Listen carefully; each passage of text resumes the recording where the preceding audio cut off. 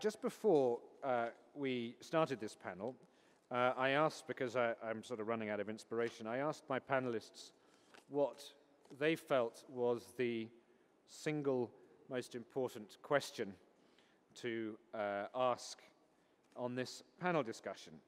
And the answer, more or less, seemed to center around the relationship between the government and the private sector in the provision of affordable housing for residents of the kingdom.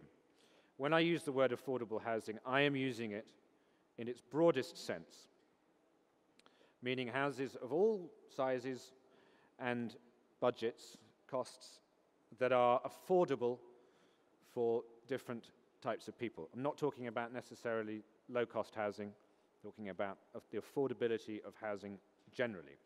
But Ali, I'm going to start with you because Al Aqariyah has a government shareholding, as well as having private shareholders. So you're one foot in both camps. Where does an entity like Al Aqariyah fit into this equation? I mean, are you a purely commercial organization, or do you feel yourself being an arm of government policy? And if so, how do you relate to the other parts, the other champions of housing within the Saudi system? You need to talk quite closely to the microphone, I think. Oh. Aqariyah had been established in 1976 when there was no real estate developers at that time, where there are products that they were not available in the market, and the market was not able at that, the private sector market was not able to provide it at the time. The government decided to establish Al-Aqariyah to fill in a gap in the market. Aqariyah had built the first shopping mall in the Gulf region in the early 80s, and the first serviced office buildings, and as well the first residential compounds. So it was established for a purpose at that time, to fill in a gap where the government in the 70s and 80s had contributed doing and playing a role in many services in the country. Along the time, the government had decided to privatize most of these services, and Al-Aqariyah today is a totally commercial company that plays in the commercial market and develop according to the market needs. Definitely we have a national responsibility. We feel sometimes it's more than others, but yet we're a commercial company. But I mean, you know, very interesting. If you look back at the way the company started, you know, as you said yourself, it was that the private sector was not at that time able to do the things that were necessary. They weren't able to develop the type of real estate projects that were necessary. And to some extent, we're back here again. Different things are needed, but we're in the same place. There is a clear need in the kingdom for housing, and this is not being provided naturally by the private sector currently. Should an organization such as yours then be either created or something like, should Al Aqariyah change now to be developing large residential developments? I just got a message on my mobile a few minutes ago that the municipality had approved our Aqariyah village, which is north of Riyadh, 4,000 housing units being designed for the middle class, for Saudis, for sold. It's the first gated community will be sold to Saudis of this magnitude in the kingdom. So we are responding to the market need, basically from a general responsibility. But yet, Richard, the private sector had grown up and got matured since the 70s. And I think we have a great capacity in the private sector today that can contribute positively in the housing industry. However, let me just tell you, the issue is not private sector or government. The issue is the infrastructure, the total infrastructure for the housing industry. And if I want to say the total infrastructure for the housing industry in Saudi Arabia or anywhere in the world, it's 4 basic pillars. One is the land. Land by itself is an industry. Availability of the land, services of the land, price of the land, all this is a basic. The second pillar is the finance. Finance to the developers and finance to the final users or beneficiaries, the individuals. And number 3, which is very, very important, is the regulatory system. We still need to look into our a lot of regulations and to make it as a support to the housing industry. Number 4, we have technical supports like contracting, engineering services, building materials. All has to be addressed, and for these 4 pillars are very important infrastructure to the housing industry. And unless we address each file of these and put enough effort in it, neither the private sector nor the government agencies will be able to face the challenge of the housing high demand. I slightly wish you'd said that in the pre-panel, because it gives a lovely structure to our panel discussion, and I'm going to use it. Let's go with this as an idea. Salman, I'm going to come to you next. Land. Let's start with the land. Is there sufficient land available for development of housing in the kingdom? And if there isn't, what can be done to bring more land into the market? Bismillah ar-Rahman ar-Rahim. If we are talking about land, there is 2 types of land. Land as a raw land, with no infrastructure, and the other one with full infrastructure. I just heard Muhandis Ali talk about that he got the approval. I know that he's surviving for this approval for more than 3 or 4 years now. The Saudi Arabia is a very large country. We have a lot of land. There is no issue about it. But do we have a land that's ready for development? This is a big issue we have to talk about. Well, I'll ask you the question. Do we? I mean, are you saying that there is... No, sorry, we don't have a land. Yeah. We own, as a private sector, for ourselves, some land that's... we prepared all the infrastructure inside, but we didn't get the main line from outside for the water, for example. Sewage, it's not available there. And the reason is there a reluctance, or is it administrative capability? Is it a bottleneck? What's the reason that the land isn't coming on stream in the way that you need it to? There is multi of reasons. One of them is government issues. The organizing of the infrastructure for the whole countries, for the whole land, there is some lack of supplies. The other reason is the government licensing and issuing of a license, finishing the planning and all this type. It takes about from one year to 3 years to get it out. Another thing is the strategy of the government, the city itself. Where is the inside area for landing, or is it outside? These main 3 issues are. And my final question of this opening thing to you on the land subject. The custodian of the 2 holy mosques, the king, has said clearly housing is a priority.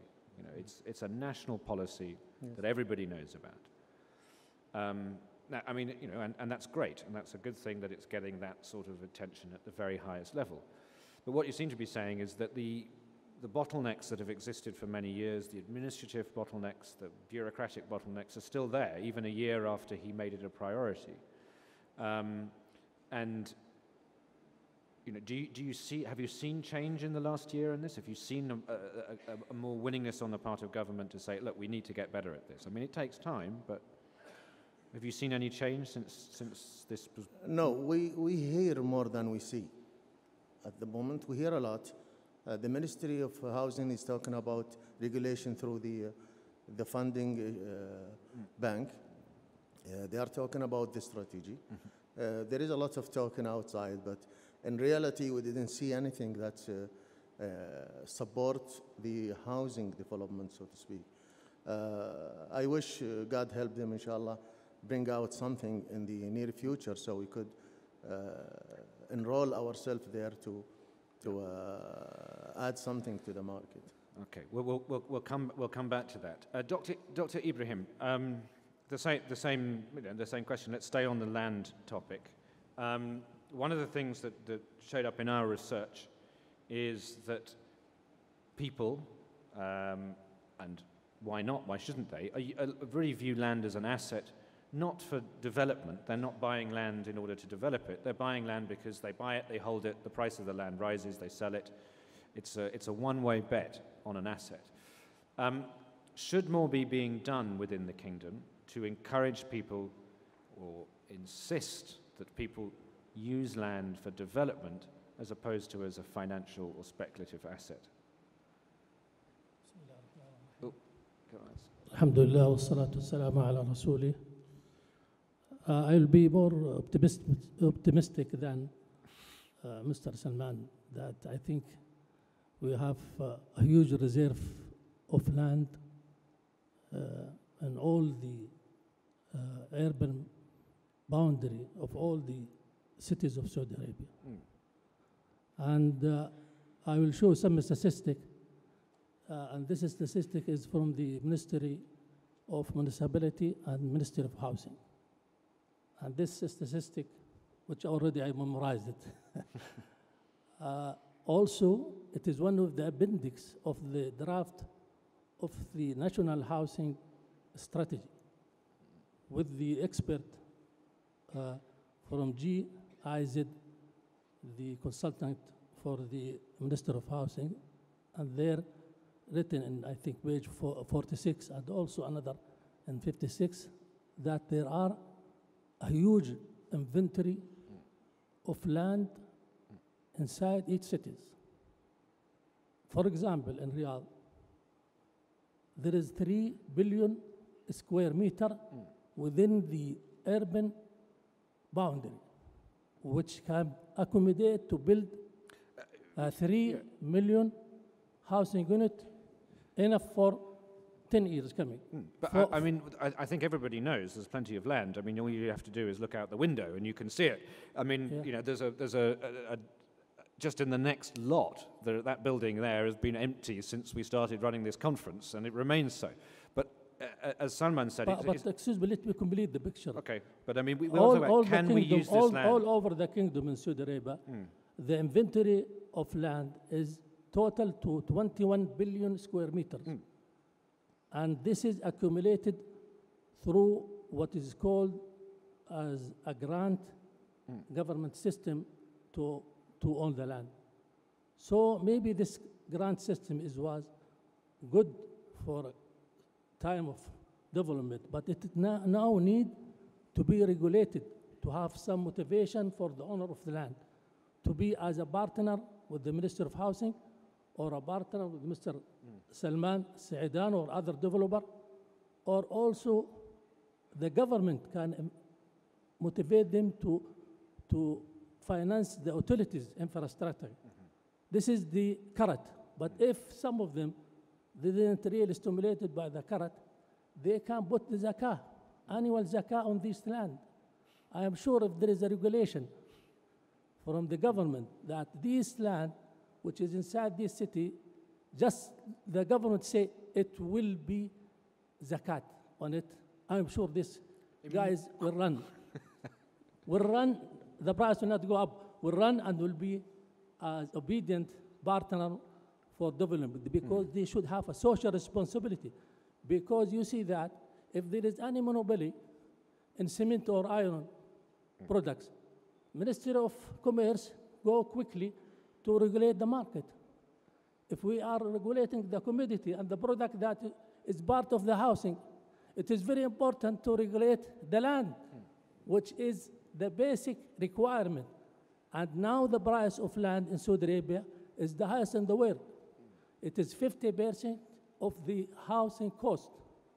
You see also during the crisis, all the world, the real estate price go down, even in the GCC countries, except in Saudi Arabia. It accelerates 200%. Why? We are different than the world. We should be like the world economy. If we are a free market economy. Yes. You need your this is the only person I've ever seen advocating a property crash in Saudi Arabia, but not seriously. Gus, before we sort of bounce this idea around, talk to the land issue, particularly in reference perhaps to the wider region as well as just Saudi Arabia. Yeah. I mean, what lessons have been learnt there? Can anything be applied as a quick fix to encourage development on all this land that is there, as Dr. Ibrahim says? I think obviously the issue of land registration is one. Experience from Oman. Experience from Oman shows that the land, a good, clear, efficient land registry system does help just the market mechanism to operate. Now, obviously, that's what government is trying to do here. The National Housing Strategy that's been referred to is trying to enable both the land market and finance markets to work more effectively. And I think really the challenge and focus is on how can government take that forward. And issues of leadership, who's going to champion that, capacity of the Ministry of Housing to take that leadership role, which it's beginning to do, legal framework, backing it up, giving it the authority. But I mean, the thrust of this, as so much of what we talk about here, is really, it comes down in a lot of sense to the role of markets. And you've used the word 2 or 3 times in what you say. The king, and from him down, has said, look, we need houses, guys. We know, essentially, there's all these people, there's what we have, we need all this. And we need it now. We need however many hundreds of thousands of units a year. We don't need it in 10 years' time. We need it starting now, starting today. Now, markets, especially markets in physical infrastructure like homes and houses, they can't move that quickly. You say, well, we want a market-based solution. We need to set up this land registry. You are 5 years down the line before anything starts to function, and your housing deficit has got worse. And people are living in the back of their car because they can't find anywhere to live.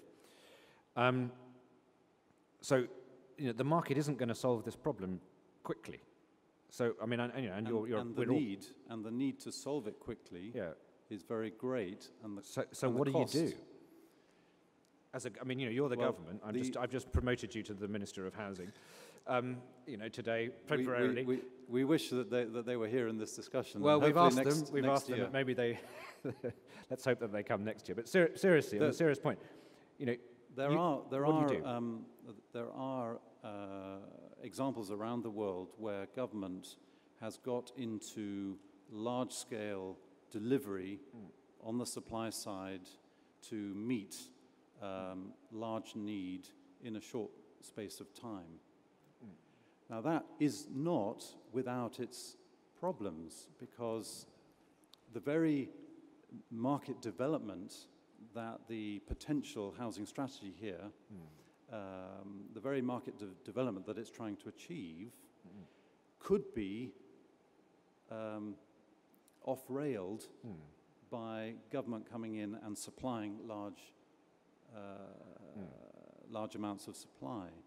So whilst there is a need for large-scale housing quickly, there's also a need to be careful at how that is done. So I think that's where, in the discussion between the different stakeholders, that's where the the innovation and discussion it needs to focus. Okay, well, let's focus on, Andy, you're nodding your head, and you wrote me a little note saying land is a vital issue. So let's talk to some of those points. Let's have you come back in on this. You've heard what the other people said about land. Let's have you on the land side. The physical commodity exists, but it doesn't exist in the form or in the legal form that is enabling more rapid development by the private sector. Do you think that this is going to change over the next year or so? Do you feel that the land question will become less important relatively, or are there other things that need to be done? Thank you. I am very optimistic about the future of the market because this issue had been struggling around between ministries and private sector for many years until the government had took big steps forward towards this and established the Ministry of Housing to champion the whole issue of housing and allocate all the resources that is possible to solve this problem. They allocated 250 billion Saudi riyals to address and solve the problem of housing. I think the issue now is more streamlined, and the Ministry of Housing is now working on their strategy, and I know the pillars of their strategy is getting crystallized. The basic questions are, we are not in rush to deliver a big amount of housing today because, as you said, there are lots of setbacks there. We don't want people to live, to be selected where to live and who's their neighbors and the size of the house and being put in an environment that they don't relate to. We want that to happen in a very relaxed environment rather. And I think the private sector with the government now is working. We in the Council of Chamber of Commerce have formed a team to counterpart with the ministry and look into the whole issue in a bigger scale rather and for a long term to really create a lifestyle environment, housing solution altogether rather than rushing into solutions that would create bigger problems than we start with.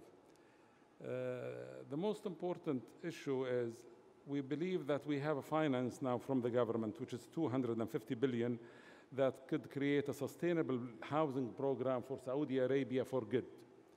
And if leveraged and structured right, and I think the ministry is working on that right now. But what is? I mean, congratulations, by the way, on the village, about 4,000 homes. How is that funded? Is government involved in the funding of that? You're talking about Aqariya program. Yeah. Aqariya program, we have three sources. Definitely we have government funds, we have self-funding. Aqariya is quite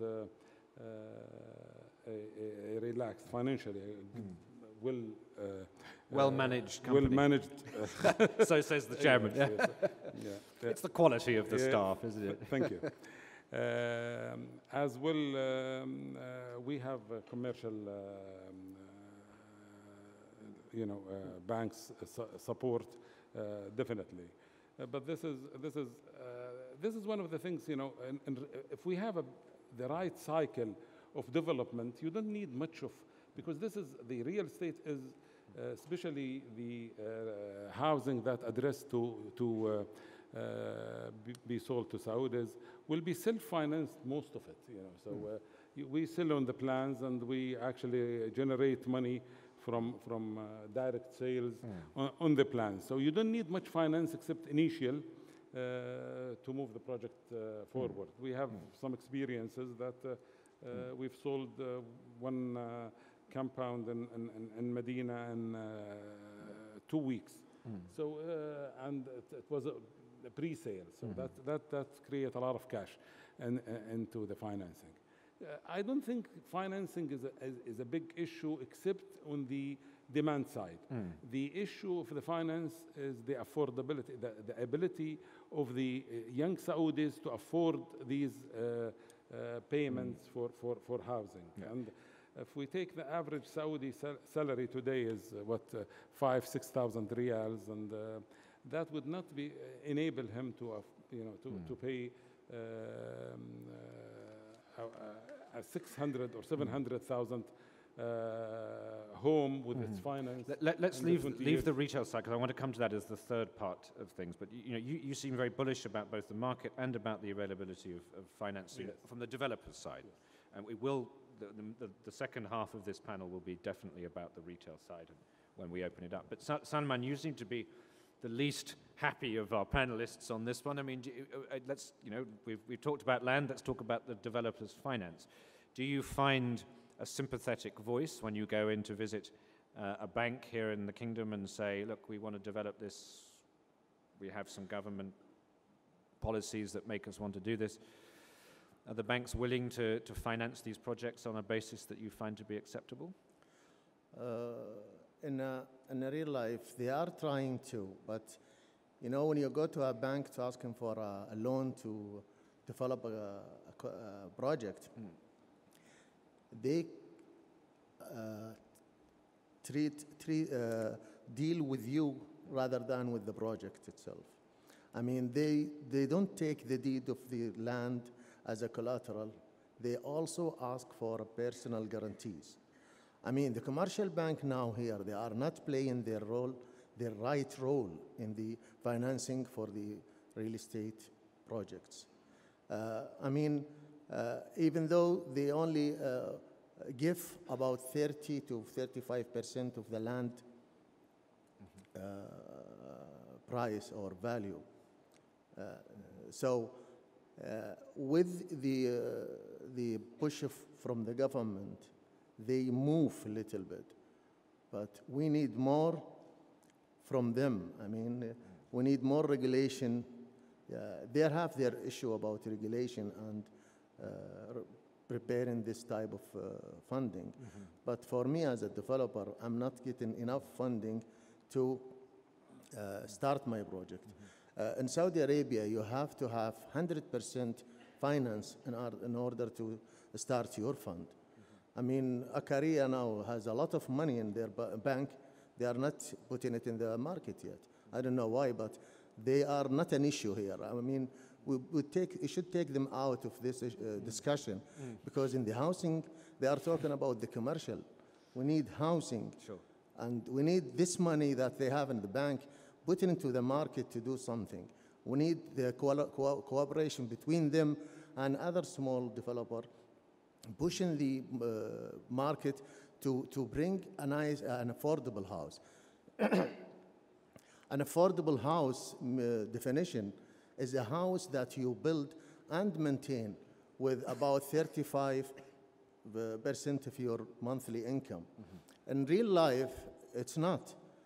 I mean, this is the definition of the world outside of Saudi Arabia. And Saudi Arabia, it reaches about 55% of your income to finance a house. There is big issues here. As he just, Ms. Engineer Ali mentioned, a big number of people, their income is about 5,000 to 8,000 riyal monthly. There is no product for them in the market right now. We'll come to that quickly, but and I will come to you. But Ali, I've got to give you a chance to respond. He says that you should be putting some of your money into helping smaller real estate developers. That you're sitting on a huge pile of cash, beautifully run company. What should you be doing with it? Okay. Thank you, Salman, for mentioning this and giving me the opportunity to talk about our plans. Quickly, please. Not a big, long thing, but just a few minutes, Ali, because we need to get on. No, definitely we're having a huge undertake going on now in Akaria. We have just launched this 4,000 units. This is going to be over 3 billion Saudi riyal cost. We have another project in Medina that is ongoing. We have another 400 Villas in Riyadh is under construction in the diplomatic quarter. This morning, team was negotiating a very big project in Mecca. We're negotiating another big project in Jeddah. So Aqariya is very much hands-in in work and in the market. Definitely, we have our challenge as anybody else in terms of, you rightly said it, Salman, time we need, it takes to for permits, and this is need to be looked at. But definitely we have. But I would just like to say one thing about what we're hoping for. I think Salman and maybe some other developers who face financing problems, we would like to see the Ministry of Housing, some of their financial capacity is addressed to help and support developers to be able to face even guarantees and things. So leverage the 250 billion. Part of it could be helping, some of the developers. And I believe that will help them. Well, it certainly would. Gus, you wanted to come in there, and then I'll come to you, Ibrahim. Just to say that the challenges, financial challenges faced by developers, we can see that there's something not right, because one of the outcomes of the housing system in Saudi is a low owner occupation rate. So we're looking at something like 50% of Saudi households who own, or either own outright, or they're in the process of owning through some kind of financing. If we look around the Gulf, that's UAE's 75% of Emiratis are owning. Oman, Qatar, it's upwards of 80%. So there is certainly an issue. Yeah. Yes. Dr. Ibrahim, you're nodding your head. Talk to that. Yeah, I think, as I addressed in the beginning, we have two bottleneck issue in the housing, and it need government regulation, government incentive policies. The first one is to freeing this land hoarded by a few people. Second is to have a policy from SAMA and from other Minister of also Finance to allow commercial bank to have a long-term financing for developers. As Mr. Salman, there is a big investment on them. They have to buy the land cash. No way in the world that you develop by the land cash from the first. And the land here is high rocketing. The price is 50% of the cost of the land. How you want to have a project to have affordable housing? Because as a lack of housing policy, and the beginning of this fund, which is the Real Estate Development Fund, before 30 years, they give each citizen 300,000 riyal and go. And he will be contractor for himself. And this is the only word in the world that the citizens are contractor to build their houses. And we built through this 30 years lousy houses, and to be maintained now. Now we said, okay, give him 500,000. Even 500,000 is not enough to buy a land to build a house. So we need to accelerate the long-term financing from the commercial bank. We need also to have the mortgage company licensed and approved as a law to work on financing, long-term financing. In the same time, we need to support these who 70% of the Saudi citizens who cannot afford to pay, as Mr. Salman told us, the average is 6,000 riyal. So the government should inject to finance their loan or to finance the interest of their loan, as other governments in the world. Okay, so that's very good that you come to that, because that's the next point that I want to come to. Your solution to, or a part of the solution to the affordability question is, in your opinion, for government to be subsidizing effectively mortgages, which is something that happens in many countries, the UK included, doesn't anymore, but there used to be tax relief on mortgages. Gus, I'm going to come to you on that. I mean, what do you think the government or anybody, the banks, could do to make home finance more affordable? The simple dynamics of a loan, the longer the term of the loan, the lower the potential monthly installment is. So the whole initiative to increase the length of lending to households, things can be done to help that. The private sector can innovate. I've seen elsewhere in the Gulf that over time the length of loans, even personal loans, non-secured loans, it increases because the demand is there. So innovation, product innovation by banks, maybe some kind of guarantee to provide some comfort to lenders, that could be done also to increase that. Now, one of the things, I mean, coincidentally, this is really to all of you, and then I'm going to open it up to questions. Yesterday, I was waiting for a meeting with one of our ministerial partners, and I was talking to the minister's staff in the office, and a young man there, quite, good job, and he said, I'm trying to buy a house. It's going to cost me, the house, it's going to cost me 1.2 million riyals. These are the real numbers he used.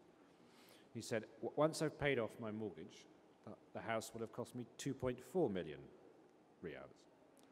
And I said, well, that's a rather high interest rate. What's the rate of interest on your loan? He said, 4%. I said, well, that doesn't quite add up. And he said, no, what you don't understand is you have to pay the 4% first. So the first 5 or 6 years of the mortgage is repaying the entire sum at 4%. This is the deal he was being offered by a bank, not a sponsor bank, I might say, but a bank here in the kingdom. So they were front-loading the entire 20-year 4% interest. So he was 5 or 6 years into the loan before his principal and began to be paid down. And that is, he said, it's ridiculous. I cannot afford it. It's double the price. I can't afford it in my income. But on a monthly basis, see, what he's doing is looking at the lifetime cost of the loan, but his monthly installment is probably brought down by that loan design. And it's very interesting, coming to the Gulf region at the beginning of the last decade, the calculation that all of us are doing here in the Gulf, I'm talking about citizens, the calculation is, what is the total lifetime cost of the loan? But that's not taking into account the time value of money, the fact that the value of that money should be discounted.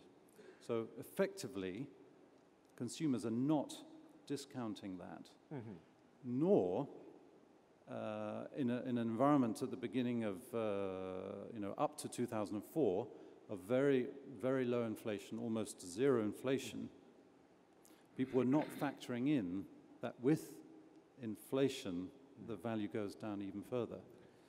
But I would like, please, to add to what it mentioned. Also, this relates to the lack of governmental policy.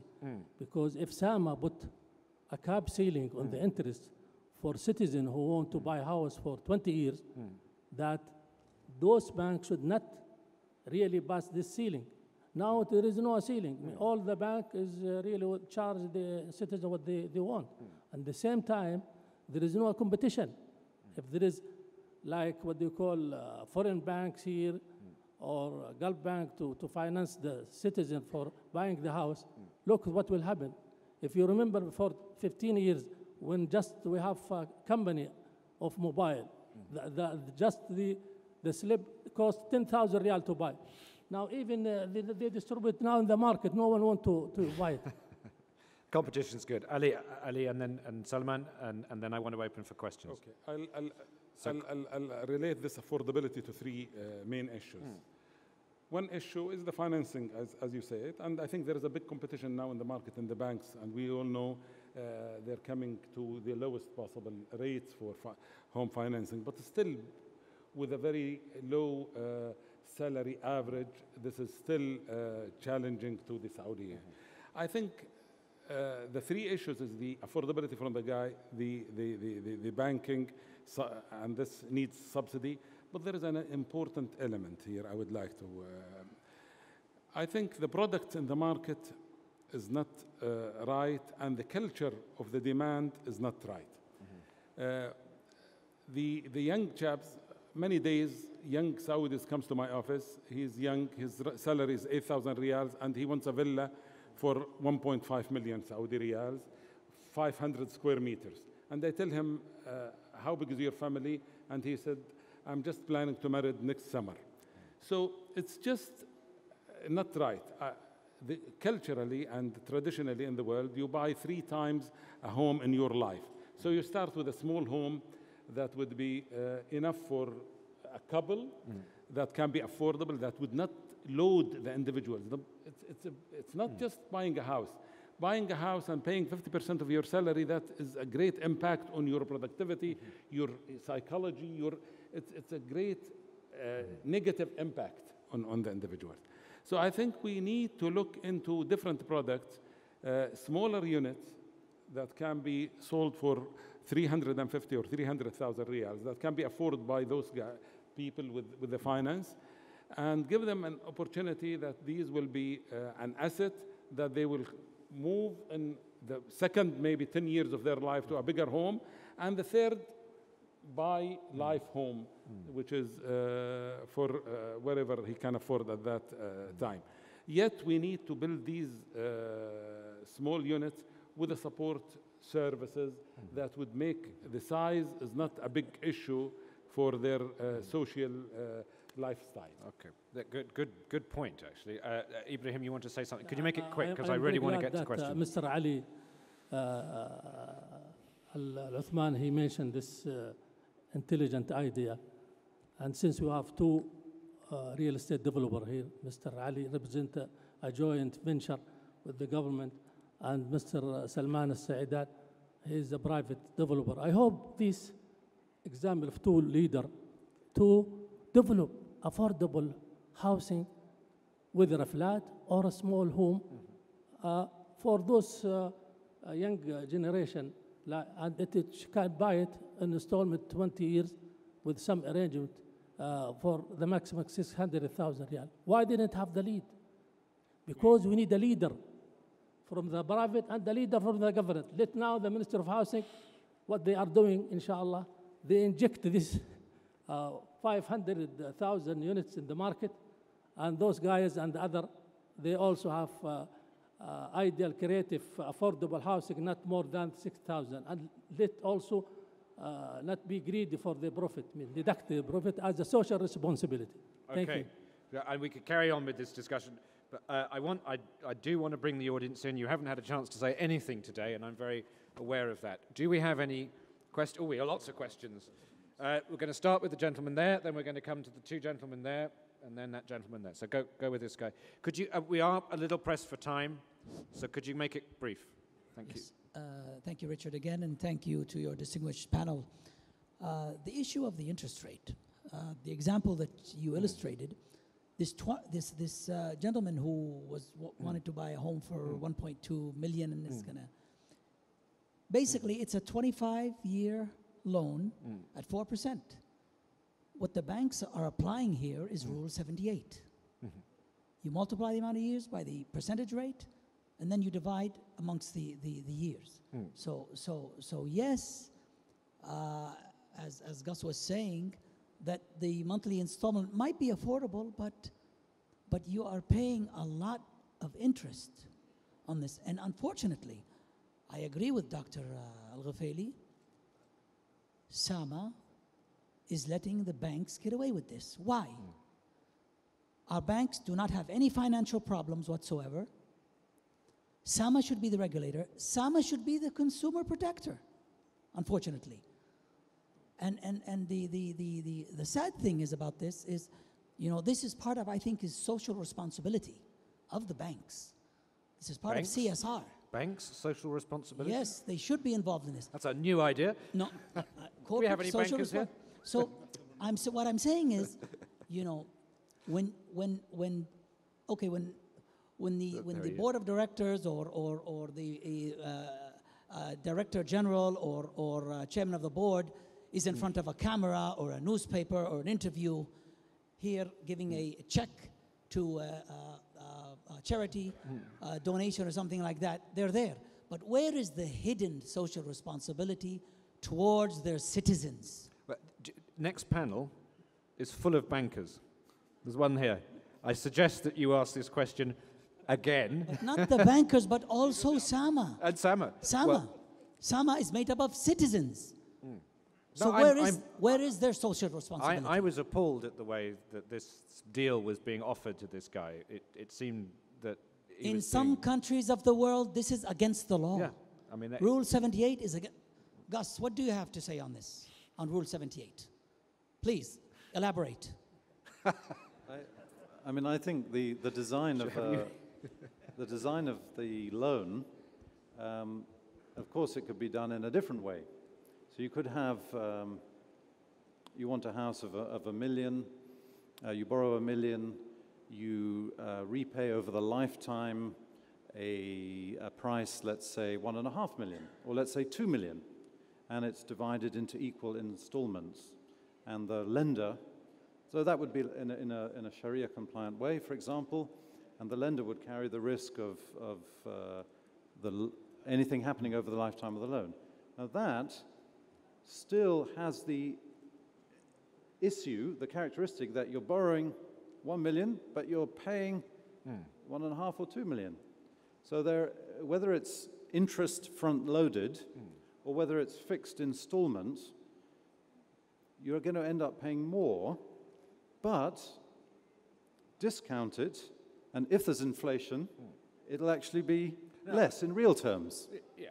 I mean, anyway, let's not get granular on the individual loan, but I'm just saying that it was a little excessive, and the way the bank was loading it towards itself was unusual compared to the financial products you get in other countries.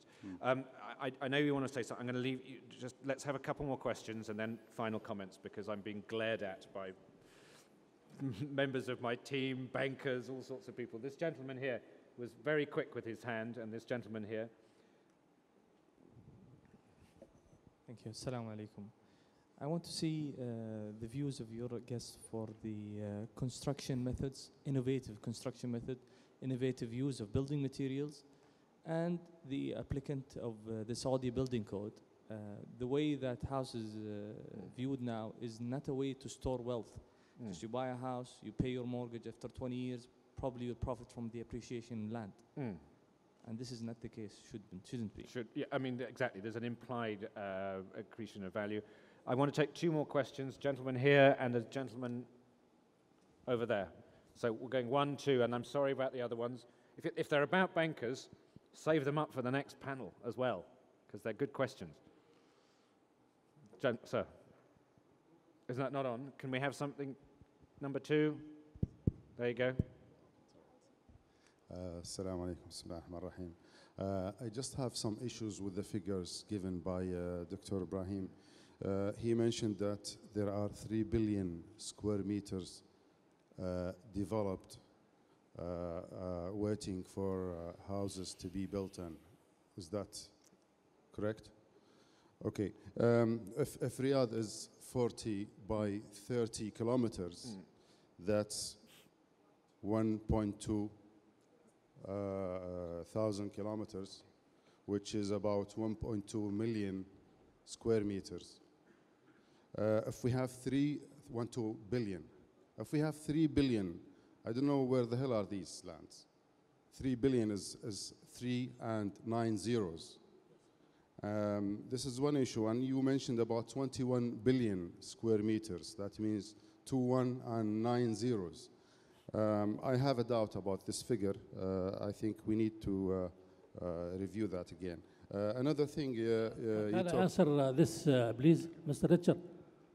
Can I answer this question? Yeah, very quick. Very quickly. All the figures, if you are doubting about, you can go to the draft of the National Housing Strategy, which is prepared by the consultant GIZ, appendix. One of the appendix, page 46 and 56. You will find this figure, and you will be surprised like I was surprised. Ibrahim, my you know your my stuff. question was not where did you bring these figures. I'm doubting these figures. Wherever they came from, I'm doubting these figures, and we should not transfer any information without... This is your job to verify it, because they already mentioned in their references that these figures are from the statistic of the Minister of Municipality and Villages. I'm not finished to the point, please. Excuse me. Very Do you quick. agree with me Riyadh area is 1.2 billion? Yes. Do you agree? Yeah, I read it. Go and find it, or give me your email, I'll send it to you. Okay, thank you. I don't need it. It's a false figure. Why? But, Why you don't need it? Because you are doubting about it. okay, this is not the point. You mentioned about incentive policy, free land from those guys who are holding the lands, long-term financing for developers. I think the point that has not been tackled maybe by the panel is a policy of balanced development for the whole country. Why the lands are high and the big cities here only. They are high in Riyadh, Jeddah, Dammam, Mecca, Medina. They are considered as big cities. But small cities' lands are very, very, very cheap. And the only reason is because there are no job creation in those small cities. So I think this is the government role, where balanced development should be, and create jobs in those small cities, maybe industrial lands, or move universities to the small cities. And I think this is the point where should be discussed in such a panel. Okay. Thank you. We talked about job creation yesterday. Very good point. I mean, and on the figures point, I mean, you know, you're absolutely right. You've got to verify all this data. I mean, it's not Dr. Ibrahim's data. He's quoting somebody else's. But, you know, let's look at those numbers. I will come to you, sir. I have a lady questioner, which of course I can't see because my back is turned. But I don't want to... السلام عليكم. عفوا أنا مش سؤال بس تعبير عن اللي بداخل نفسي يعني. ودي أقول نقطتين. الحين أنا قبل 5 سنوات حضرت مؤتمر سايرك للعقار، وكان نفس المشكلة يناقشها، مشكلة الدخل المحدود كيف يوفروا لهم السكن الملائم.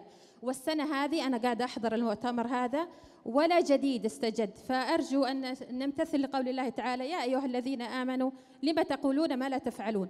هذا أولاً. ثانياً أقترح على منتجي الأفلام في هوليوود مصاصي الدماء أن يلتقوا بقيادات البنوك عندنا هنا وتجار العقار ليروا يأخذوا أفكار تضمن رواج أكثر لأفلامهم. وشكراً.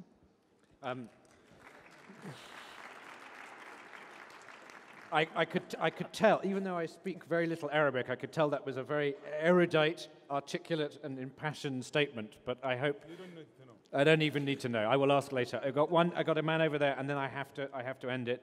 I'm sorry. I know there's lots of questions. You, sir, with the microphone, number 3. Okay, go for it. I'll be very brief. I'm a very optimistic person. However, housing in the future, I'm very pessimistic. I work in real estate myself, and the prices are really rising high. And okay, I have a bright future. I'm at Al-Faisal University, first-class education. I have a bright future, I'm sure, I'm positive. But however, people with payrolls of 5,000 riyals, with the rising prices, with the inflation that's happening, with all the increase in prices, the square meter is reaching 2,000, 1,500. This person, I don't agree with him that he said, I want a house with 1.2 million. Well, no, you want help, and you're just young and new, and you want a house. You want a whole house? No, I think an apartment would be more than enough for a couple. But however, even the apartments are really getting high. Will 6 years' times, when I graduate, when others do, will they be able, let's say he's paying 5,000 riyals salary.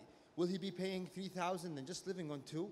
He will have problems in his marriage, depression and work, and he will even maybe divorce and make severe problems in his life. That's all.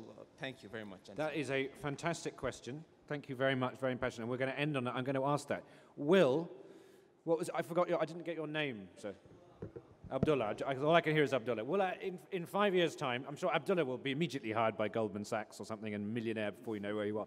But will his less intelligent friends who are graduating university, are they going to be able to afford to find somewhere to live? Ali. Okay. And we've got to end, otherwise Tara will never speak to me again. Okay. I think the main driver to the whole issue of housing is this young man.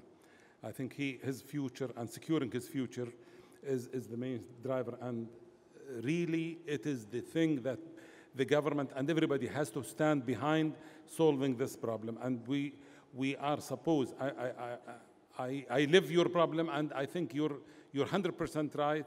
I feel all the sympathy with you. And I think everybody has to work to ensure that this young boy have a reasonable house, affordable house with relative to his income that would secure a lifestyle and a successful life marriage for him. So we're all behind you. I think you have a legitimate position. Believe me, everybody is working for you and your future. I want just to go into the innovative building systems that would help in reducing the cost of construction and create a more sustainable long-term asset for the buyers. And I think we've been working with the CACS, King Abdulaziz City for Science and Technology, and now we have a big program going on for new building materials and new building systems that would create an affordable house with a reasonable cost and according to the codes. So, Salman, very quickly again, closing remarks, closing comments. Will Abdullah seems to have left in disgust already. Will he be able to afford a house when he graduates?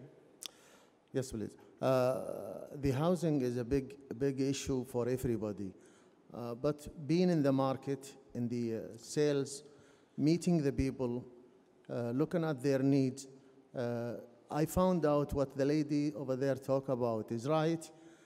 They have a big issue and nobody is giving them anything. I know that. And this will continue for the next 5 years unless we have a good cooperation between the main parties, the government, the banks, and the real estate developer. They have to work together, not against each other. We have to help each other to reach that point. I see it. I can't say it will be happening, but if these three guys work together, it can happen. Yes. I want to leave the last word to you, Ibrahim, because I don't want to finish on a foreigner. But Gus, just a couple of sentences. Do you think housing is a complex sector?